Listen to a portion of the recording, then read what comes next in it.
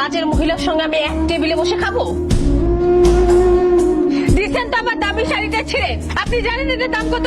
আপনার কাজ করতে মন চায় না, আপনি আমার বললেই পারতেন। সেই রাগ আমার শাড়ির উপরে কেন ঝাড়লেন? আসুক আপনার ছেলে, হয় আপনি এই বাড়িতে থাকবেন, না হয় আমি এই বাড়িতে থাকবো। সকাল হইতে না হইতে শুরু করে দিচ্ছেন, তাই না? এই যে গ্লাসটা ভাঙছেন, কিনে দিতে পারবেন? আমার মা কত শখ করে গ্লাসগুলো কিনে দিছিল। আগেও একটা ভাঙছেন, এখন আবার ভাঙছেন। আমি বরঞ্চ একটা কাজ করি, ঘর থেকে সমস্ত গ্লাসগুলো আইনা আপনার কাছে দেই, আপনি একটা একটা করে মনের মতন ভাঙেন। এতে করে আপনারও জ্বালা মিটবে, আমিও টেনশন মুক্ত হব। যান, আমার চোখের সামনে থেকে বিদায় হন। কি হয়েছে? আমাকে জিজ্ঞেস করতেছো কেন? আমাকে জিজ্ঞেস না করে নিজের আদরের মাকে যাই জিজ্ঞেস করো। আমাকে ডিস্টার্ব করো না। দাঁড়াও, কথা তো এখনো শেষ হয় নাই, পই পই করে চলে যাইতেছো। আমি তোমার মাকে আর এই বাড়িতে দেখতে চাই। আমি খুব তাড়াতাড়ি তাকে বৃদ্ধাশ্রমে রেখে আসবো, আর এটা তুমি তোমার মাকে জানাই দিও। আমি কালকে ভোরে 5 দিনের জন্য আমার ব্যবসার কাজ যাচ্ছি ঢাকা যাচ্ছি। 5 দিন মতো থাকবো। তোমার জন্য কিছু আনতে হবে।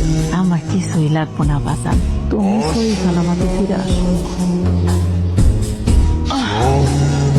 দরজা এভাবে ঢাকাইতেছেন কেন? বাড়ি থেকে ডাকাত পড়ছিল?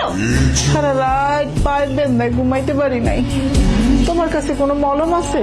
আমার কাছে কোনো মলম টলম নাই। কি বলতেছো মা তুমি? আমি তোমার কথা আগা মাথা তো বুঝতেছি না। যা বলবা সোজা শব্দ করে বল। এখন জামাই বাড়িতে নাই, এখনই বুড়িকে বৃদ্ধাশ্রমে পাঠিয়ে দিই। তুমি কোনো চিন্তা করো না, তুমি যেভাবে বলবা সেভাবেই করো।